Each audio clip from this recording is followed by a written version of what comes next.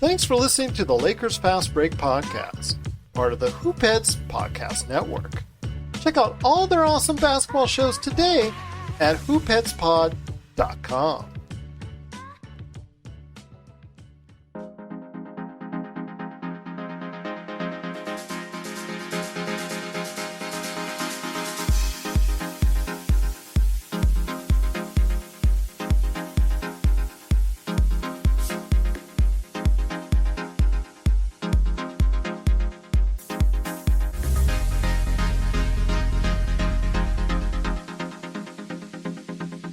We're back once again with the Lakers Fast Break podcast.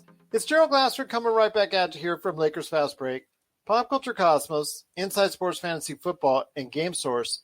We truly appreciate everyone out there listening to all of our shows. And if you can, please give us a 5-star review on Apple Podcasts. Plus, if you can like, share, subscribe, follow, or do anything that you can to support us right here at the Lakers Fast Break, Lakerholics.com, and the awesome place to go for a whole ton of great basketball podcasts, hoopheadspod.com and the Hoopheads Podcast Network. It is sincerely appreciated. There were just very positive signs coming back from the road trip, 4-3. Things were looking pretty good. Thought we could go ahead and get a victory today against our arch rival, the Boston Celtics, at home for the first time in front of a crowd of about 2,000 people. Thought, hey, you know what? This is the start of some good things happening because the Lakers have got some real tough games coming up. But unfortunately, that wasn't to be, as the Lakers went down as much as 17 points early. They got trashed. They got kicked in the face right from the get-go, and unfortunately could never just get back up that hill. And the closest they got was, I think, about 5 points, 5-point lead for the Celtics throughout. And Jaylen Brown was just unbelievably hot. 17 out of 20, 40 points overall. Just truly a fantabulous performance from him. And the Lakers, after just an 8-0 run that seemingly just knocked the spirit out of them in the fourth quarter, ended up losing 121-113. But here today to talk about the Lakers game and their defense. It's still on the road trip, so maybe it'll come back in the next game. But here today to talk about the game and also some good news for the team that's coming up, possibly as early as the first Dallas game coming up next week. Is a good man indeed. You got to check out what he's doing today as far as his articles on Lakerholics.com and Medium.com. It is LakerTom and LakerTom. Like I said, it just looked like their defense, it's still on the plane coming over here from the East Coast. They were shorthanded, and then Dennis Schroeder basically was a late addition. They thought he wasn't going to play. He might as well not have played, as he played poorly. Hardly ever drove into the lane. We couldn't hit our threes. We started off terrible. The starting lineup at one point, I think, was minus 39 points, and the bench was ahead like 32-7. So the bench guys did a good job in the first half. And then the killer was that start of the fourth quarter, where the Lakers just basically came out totally nonchalant, had a 10-2 run, 8 points in a row, and the game was just blown out like that. And then surprisingly, the Celtics subbed in everybody from their bench. The Lakers proceeded to get hot and hit a bunch of threes and got the game down to 6 or 7 points several times. And the Celtics had the obvious answer. Let's just put Jaylen Brown back in the game. Boom, he goes down the court, dribbles through 4 or 5 guys, makes a couple of easy layups, and that put the game away. But the good news is that Anthony Daivs is released now for full court contact. They think there's a good shot that he'll maybe make one of the game, maybe the second game against Dallas. And that's good news we could really use. I would say one guy I thought had an excellent offensive game was Marc Gasol. I almost felt like they held out Andre Drummond on purpose in this particular game. I know he said he got his foot stepped on in the Nets game, but I wrote an article the other day saying that it was time for them for these 5 games, that Gasol was going to be a much better matchup than putting Drummond in there. Gasol didn't do a great job on defense, but at the same token, he really stretched the floor and he was shooting threes very well. I wish he would be a little more careful with his passes. I don't know whether it's not enough playing time with the guys that are cutting, because his passes don't seem to be hitting the spot and so forth. But it was one of those discouraging games with with a little blip of hope at the end as LeBron and AD and all of us are rooting for the Lakers to come back and really embarrass the Celtics. But man, Jaylen Brown, what a game, 17 of 20. And even the misses that he made were very close. The Lakers were schizophrenic tonight. Kuzma would fire an air ball and then fire a long three that would hit the backboard and not hit anything else. And then he'd hit 2 or 3 threes in a row. McLemore, same thing. He couldn't hit anything until the game was way out of reach, and then all of a sudden he got hot. Win one, lose one. That seems to be our token right now. We're on that stretch, so if we continue that same spread, I'd be happy over the next 4 games if we could win the first one against the Jazz and then come back and win the first one against the Mavs. I think that would be a good end to this 5-game stretch, and we'll have to see whether or not we can do that. Definitely nice to see some fans in Staples. I mean, I think what does Staples hold? Like 12,000 people? No, Staples holds close to 20. Does it hold close to 20? Really? Mm-hmm. That makes more sense because it looked like it was only about 5 or 10%. They didn't have anybody on one side of the stadium, and then when you looked at the people in the stands on the other side, it was definitely super social distancing. I mean, it's like 40 feet between the different parties on it. So, but at least we're starting to see fans in the arena again. I noticed some early boos when the bad call was made. I much prefer that than the canned crowd noise that they pump in for the broadcasts. But a discouraging game, it was one of those games where, again, I felt right from the start that the Lakers came out thinking they couldn't win the game. And when you come out thinking you can't win the game, chances are you can't win the game. Well, this is a game that they could have taken because with Tatum having an off game and only Jaylen Brown being the guy that on point, they had every chance and opportunity to go ahead and try to be competitive. In fact, they let them in the game 2 or 3 times when it was down to 5 points, and you could see that if they just could muster enough offense, they could get the job done. But unfortunately, that wasn't the case. And again, they just didn't find anyone that could stop Jaylen Brown. And these are the days where you really miss Anthony Daivs, who could just make his life miserable if that's the case. And you just put Anthony Daivs on him, and there you go, because there's nobody else. Right. If Tatum is really struggling like that, there's nobody else on the team that Anthony Daivs would have to worry about. So you could go ahead and guard Jaylen Brown and put him at least make his life a little bit more uncomfortable per se. But we'll see. We'll wait and see about as far as what's going on with Anthony Daivs. I was told on the radio, as I was listening on the radio for the first part of the game, that Anthony Daivs was expected back possibly as early as the first Mavs game. But you're right. It could be the first or second. We'll see.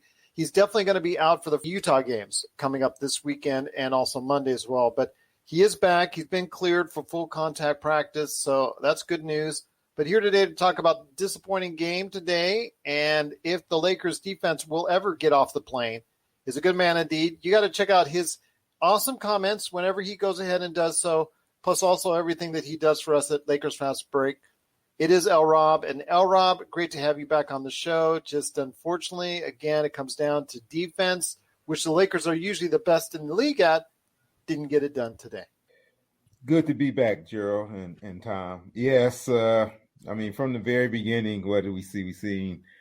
I think we seen Brown get about 3 layups like in the first couple minutes of the game. I mean, I'm talking about straight dives to the basket. And, that kind of set the tone for the whole game.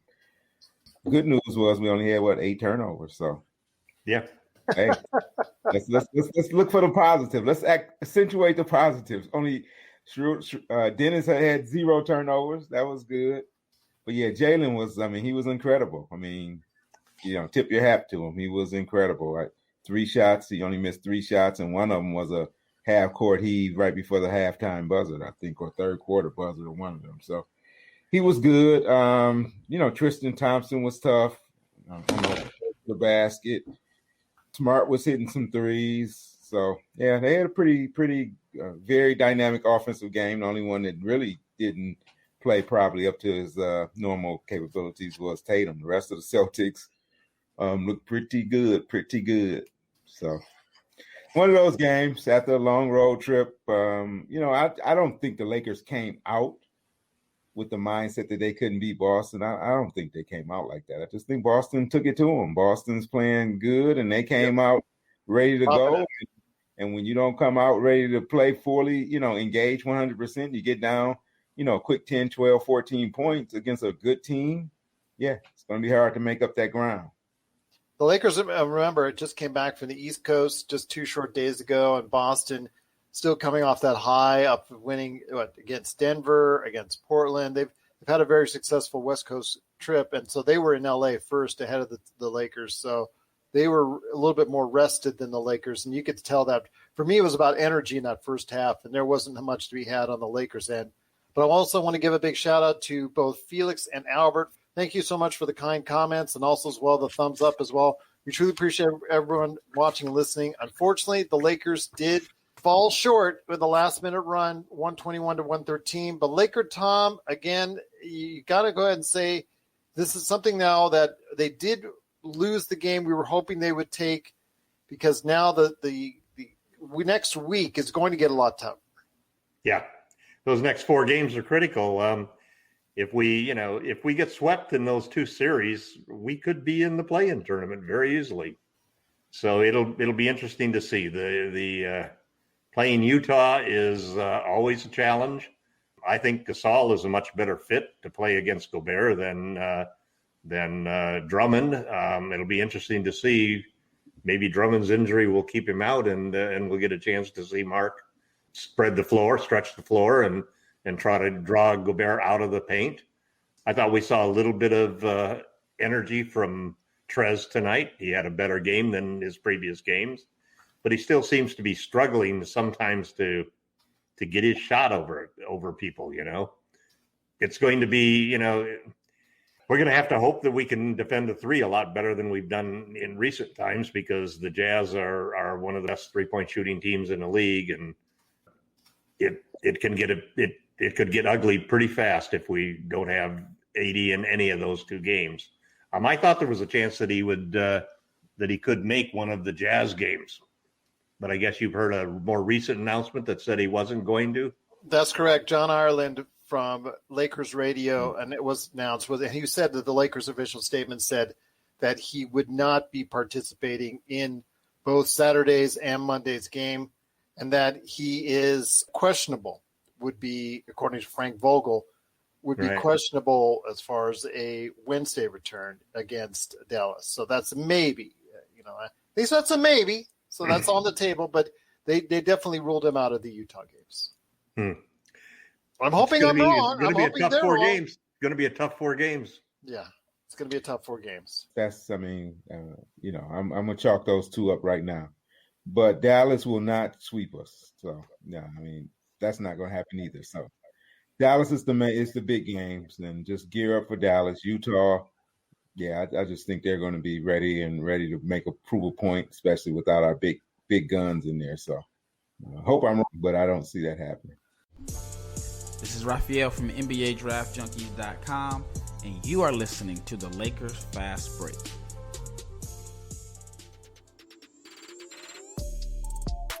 Hey, hoopheads, we all hate ankle sprains, and they happen way too often. Ankle injuries are the #1 sports-related injury. Arise is trying to change that. With the iFast, your athletes get preventative protection and full mobility. Athletes no longer need to wear bulky braces that limit performance and give mediocre protection. Anyone playing sports should be using these products. Keep your athletes in the game. Don't wait for them to get hurt to take action. Visit www.arise.com, spelled ARYSE, and use the code HOOPHEADS to get 20% off the future of performance. That's ARYSE.com with promo code HOOPHEADS to get 20% off. As long as Utah comes in with relatively good health, if they don't sit many of their players out, which they may do on the second of a back-to-back. We'll see for the Monday game. I have a feeling on the Saturday game they're going to play everybody, and they're going to say on Monday, we'll see how it goes from there. If they have an easy time of it on Saturday, they may just sit down Donovan and Gobert on Monday, because that's the way it's been going. And that's something we could talk about right now, is the number of missed games, whether it's through rest or injury. Now, again, on our last program, we did say that overall, coming into April, the injuries are at a rate similar to what they have been in previous seasons. But I know there's been some articles and also been some inference made that all-stars, as far as the number of all-stars are hurt, and this is a star-driven league, as I told you before, LakerTom, on the DM that I sent along with it, that the percentage of all-stars are getting hurt or missing games, as we're, with Kyrie Irving, for instance, he's missing a ton of games due to personal reasons. And you'll see a lot of the others that are just sitting down and getting rest. So I want to ask you this. I mean, this condensed schedule is obviously hurting every team. It's affected the Lakers as far as the injury bug is concerned. Do you see this getting any better anytime soon? No, I think there's a chance that it's going to get worse because players are tired now, and we're heading into a stretch where a lot of teams are going to, especially with the play-in tournament being factored in, a lot of teams are going to want to improve their position, and there's still going to be fighting in games that in previous years might not have counted at all because the 9th and 10th teams aren't going to be trying hard. Now this year, the 9th and 10th teams, there's going to be a battle for 9th and 10th because it gets you a shot at the playoffs. And then you get into the playoffs and that's like a whole second season. We get a brief break from the play-in tournament, but even the number 1 and 2 seeds, as we talked about on the last podcast, they won't even know who they're going to play until after the play-in tournament is done. Yeah. So there's a lot of unknowns going on. There's a lot of injuries. I mean, it just seems like every day you pick up the news and look on Twitter and there's some new announcement by Shams or Woj that some other player is out for the season. It happens almost every day. It's almost like reading the obituaries during COVID. It's become part and parcel of what the new normal is for the NBA. The thing also that I heard is that when you factor in the COVID situations where people are out because of the contact tracing and things like that it's really been sporadic, that we still have a chance for this to be the worst year yet. And as far as serious injuries goes, ACLs, we've had 5 guys out with ACLs this year, and then that's the most since 2012. So you're still looking at a very difficult situation, and we still have a lot more stress going down to the stretch in these last 15 games that everybody's going to be playing than we normally would have because it's 10, 12 teams now that anybody who's within reach of that play-in tournament is going to be going all out. A lot of those teams, a chance to get into the play-in tournament is the equivalent of the playoffs for them. It gives their young players a chance to actually play in games that count. And where last year or 2 years ago, they might have been looking to tank games just in order to improve their draft position. This year, they're looking for a shot at getting into that 9th or 10th spot. So we'll see what happens. But, for the Lakers, I mean, Marc Gasol, we didn't even mention that he dislocated his finger during the course of the game. He had it reset. Maybe we'll be there for Saturday. We're not even sure of that because these days they keep them out for any type of reason. DNP rest also is the main reason. I've seen that with a lot of players. So, LRob, I want to ask you this. I mean, we're seeing it all over the place. In fact, just COVID still needs to be an issue because Zach LaVine was just is going to be out for next 10 to 14 days at the least because of health and safety protocols. And you just heard the news today for Brooklyn that LaMarcus Aldridge immediately retired from the game of basketball due to some heart conditions, which is very scary. So I wish the best for him and his health long term. What are your thoughts on how this crazy season, this condensed season is going? And do you think that it's leading to so many of these problems that we're seeing now?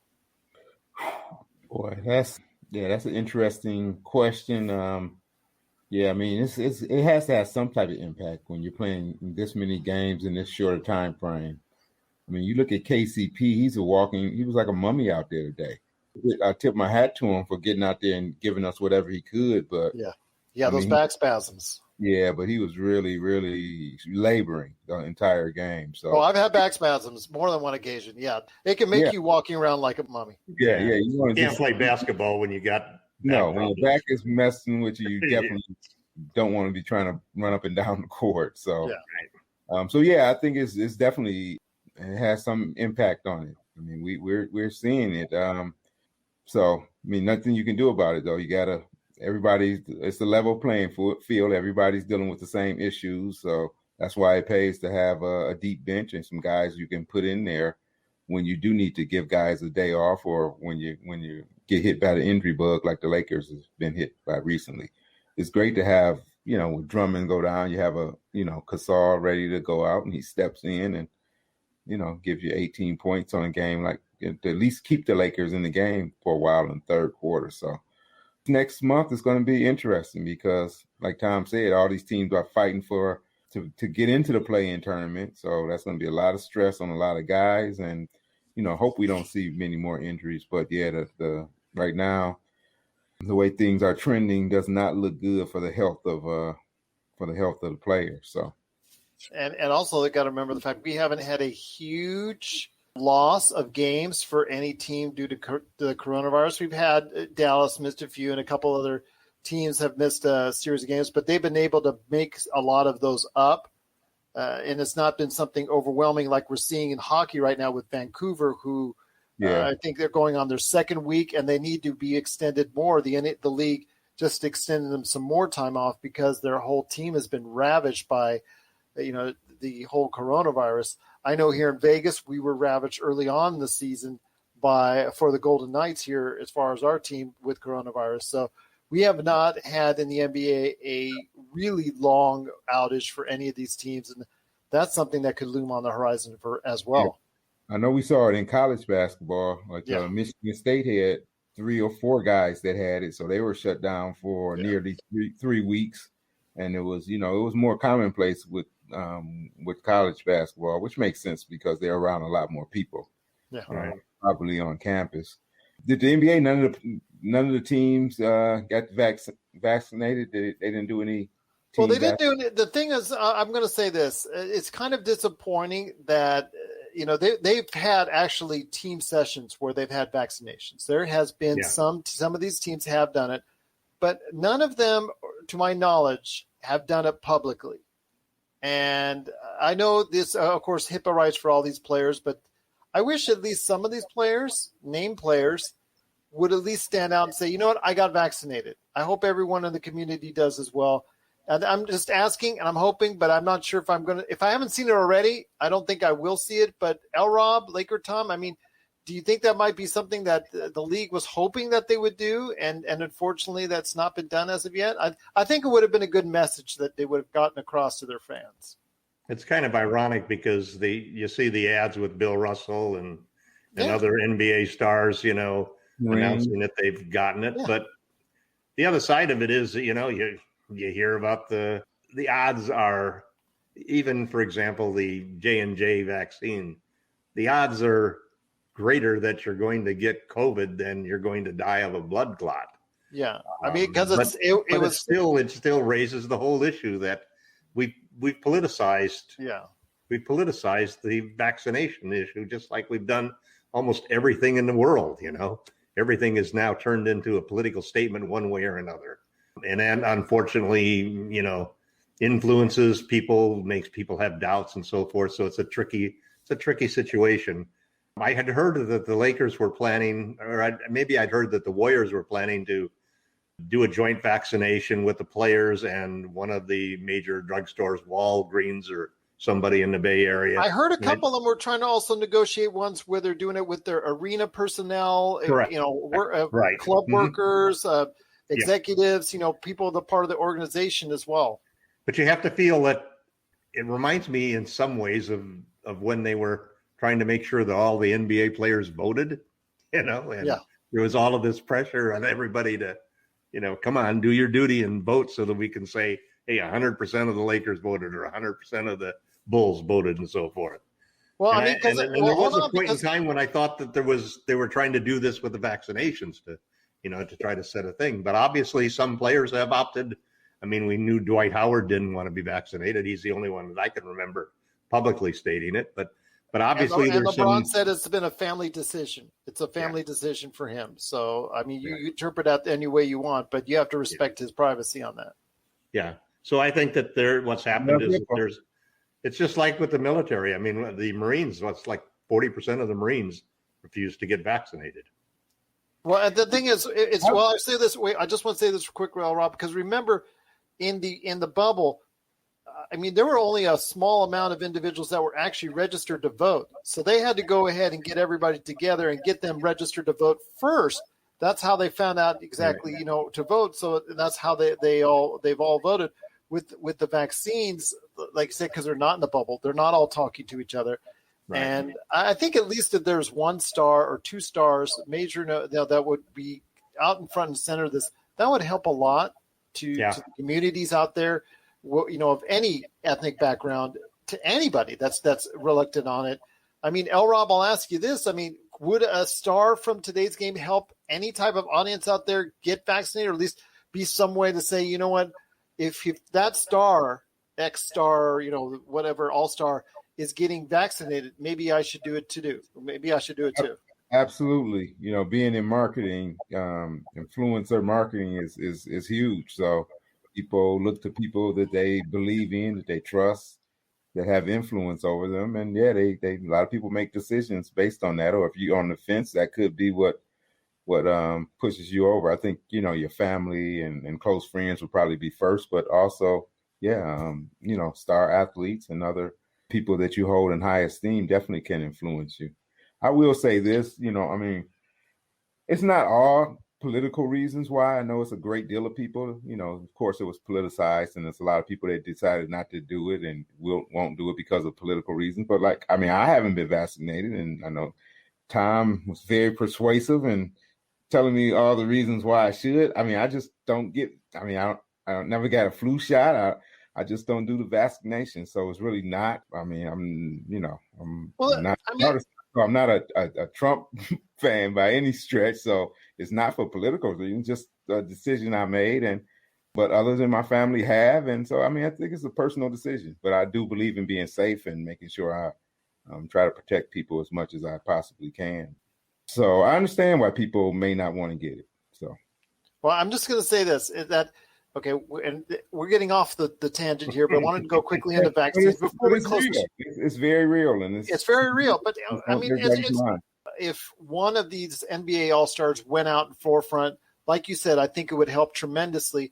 But like you said with the flu shot doesn't get rid of or doesn't prevent you from getting the flu 100%. No. It just reduces your chances of getting the flu. Same thing with the coronavirus vaccine. It doesn't get 100% rid of that chance. In fact, we're seeing now the CDC reported that there was like 3,000 cases of getting what they call the breakthrough. Where much better than the flu vaccines, which are like 50% effective. Yeah. And 90% effective, Yeah, exactly. And we're talking about out of the over 100 million people that have already been vaccinated to at least once, that 3,000 have been, already gotten it. And that's those are pretty good odds. Same thing with the J&J. Yes, 6 people have unfortunately gotten blood clots and 1 has passed away from it.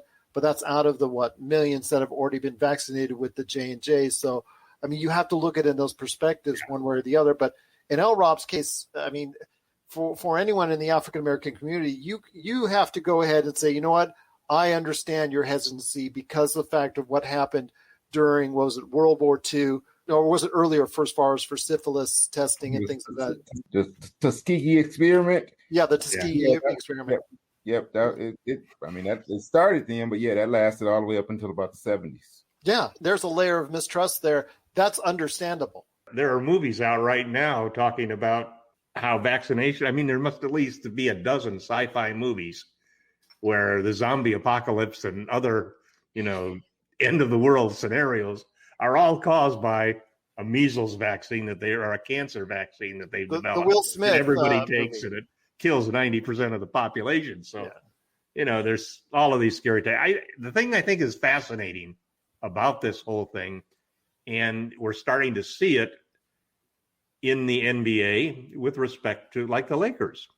If you wanted to go to the Lakers game, you either A, had a vaccination proof, or B, you took the test that they sent you when you got your online tickets to prove that you didn't have the coronavirus.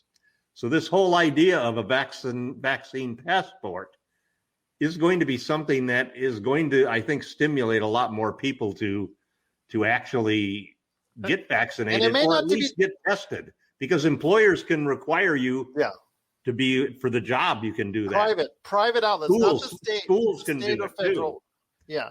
And there's all sorts of programs going on now where different agencies and so forth are trying to develop these vaccination records. And then, I've had the 2 Pfizers. My wife's had the 2 Modernas. We've been notified already that there are going to be follow-up shots. Yeah, booster shots. They're turning these into subscriptions that you're going to be signed up We'll for. be taking shots the rest of our lives, gentlemen. You are. Yeah, And you can see the Pfizer and Moderna executive sitting there saying the best way to monetize anything is to turn it into a subscription. Well, I mean, because there's all booster shots, because there's variants, because there's going to be new variants coming along. Yeah, I mean, the CEO of Pfizer already said this week that you will most likely, in fact, that means yes, you have to get revaccinated or get a new shot, a booster shot of some type within the next 12 months. And there's the difference. There's the difference, Lee, between the flu shots, because the flu shots only eliminate 50% of the chance of catching the flu. Yeah. And people don't catch the flu like they do coronavirus. And these new, very, very virulent strains that are extremely contagious that are going to probably continue to pop up. Pretty soon, you're going to be in a situation where you may decide yourself that, what if your employer now says, okay, you got to have a test every day or a vaccination? Because the private outlets can do that. Yeah. States have been very shy, and actually Florida and Texas have outright said no vaccine passports for them. Very few states are actually thinking about it or pondering it. I think Hawaii is one of them that is. Yeah. They don't need it from the state level. President Biden has said outright. You want to go to a Laker game? You want to go to a Pistons game? You want to go to a concert? It's going to be a lot of events, and I know a lot of colleges have already said, "Hey." And frankly, if you want to stay on campus, would you go to a U2 concert or a big concert with crowded people in indoor situation? Man, I don't know. Yeah. If I knew everybody was vaccinated or had tested positive or tested negative, and had to do that and pass that, then I might be willing to do that. But the thing is, with testing negative, you have to go ahead usually and pay for those tests, as opposed to a vaccine. The NBA teams are giving them out. The Warriors and Lakers send the tests automatically when you get your ticket. Yeah. Most people get free testing still. It's still pretty accessible. There's going to be a combination of vaccine passports and massive testing, for pre-event testing for things. Well, I'll tell you what, we've gotten such great responses here. Felix, Vincent, you stay safe as well. I just want to say, when it comes down to what I've experienced, when I usually have the flu shot, I still get the flu, but it seems to like it's supposed to downplay those symptoms for the most part. What I've noticed since we've had this pandemic, and I'm not trying to say, you can read into it what you want, and I know people, especially today on Capitol Hill, they were arguing about it, is regarding the mask issues and whatnot.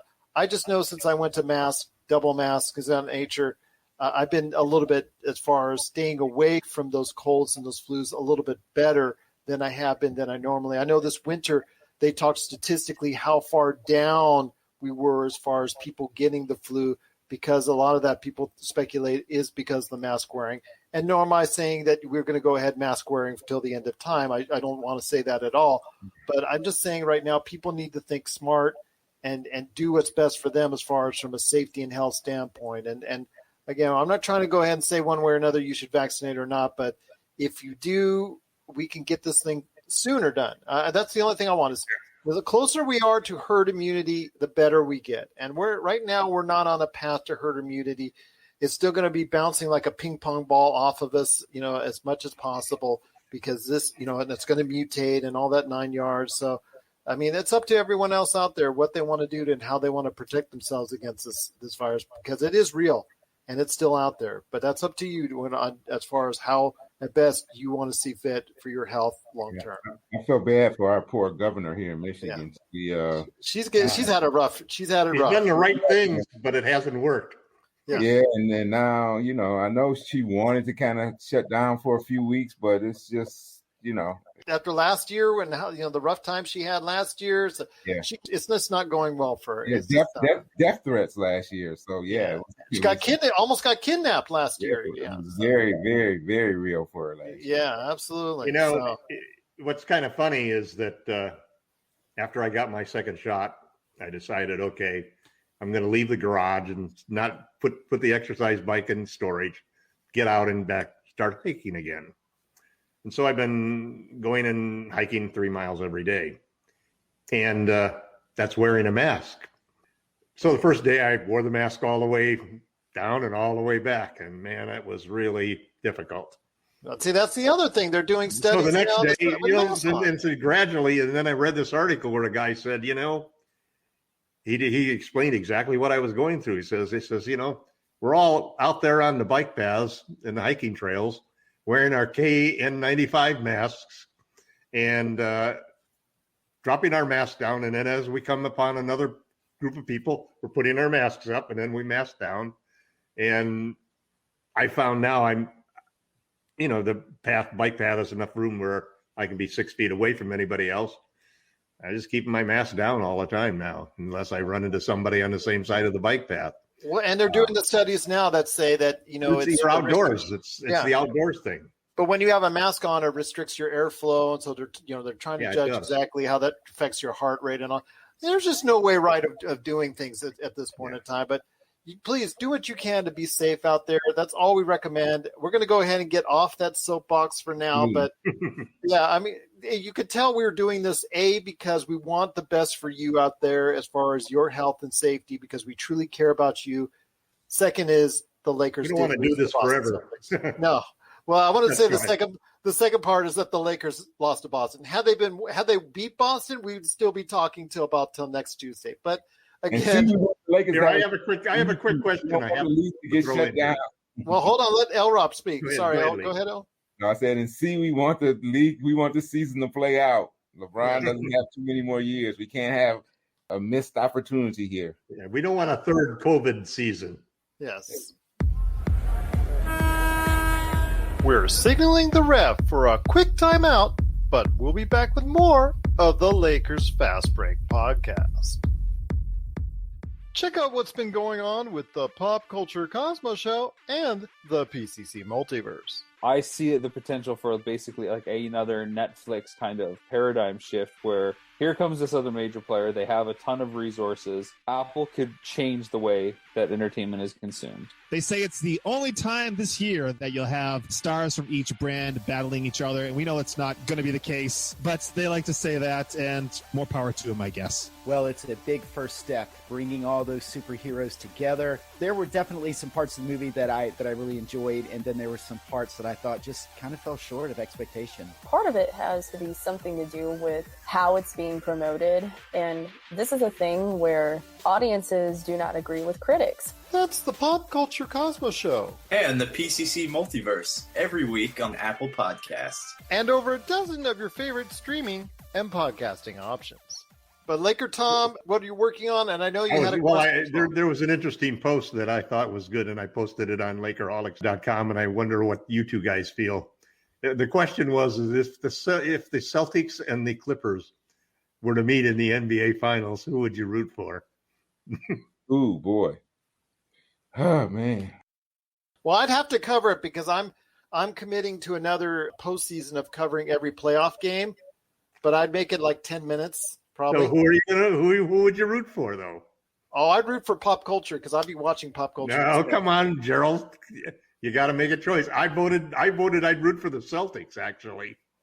No, I can't do that. Another champion that gives the Celtics 8, that gives them to break the tie. No, I can't. I know, but I just can't root for the Clippers. You know what? I would say I'll tell you what. I've told you the story before where we went draft night, me and a friend, to the LA Sports Arena when Danny Manning got drafted #1, and they were there for they had this big party, and we went in there with Lakers jerseys, and we were laughing at them, but they had all this free food and stuff like that because they were so hopeful he would turn around the franchise, and they've done that already 50 times over the course of their they've done that so many times over the course of their lifetime.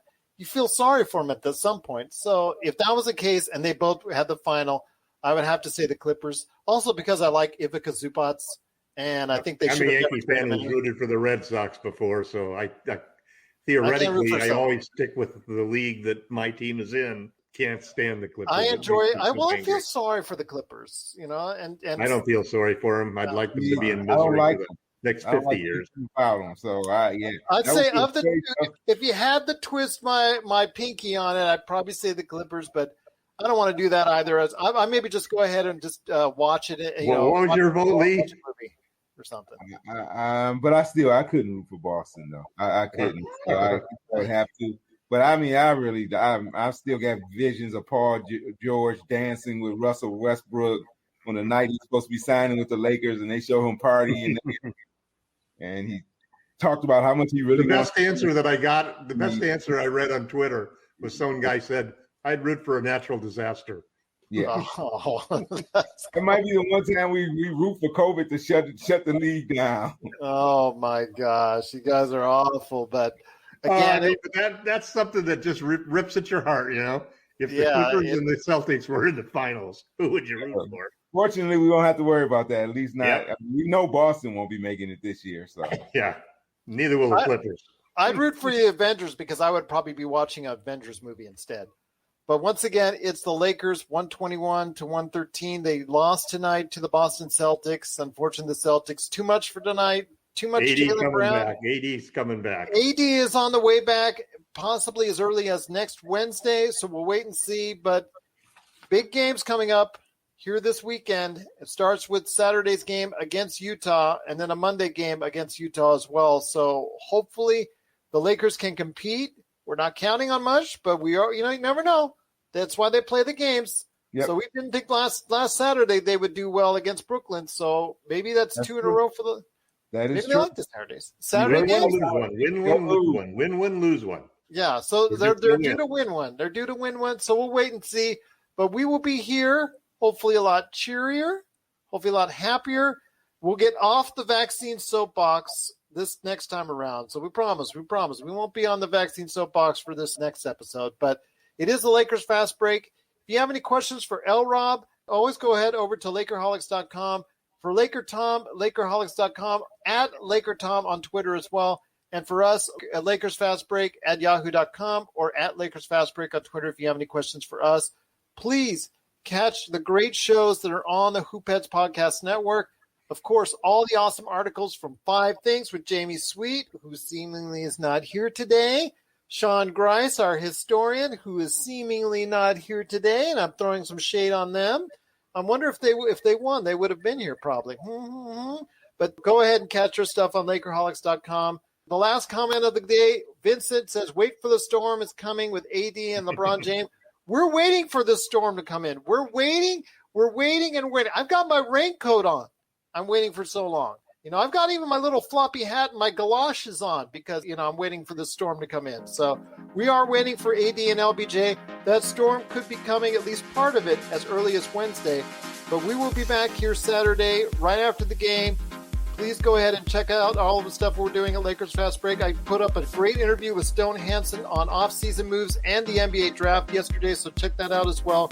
And please, we'll be back here. If you want to go ahead and join us, we'll be back here on Saturday after the game right here at the Lakers Fast Break Podcast.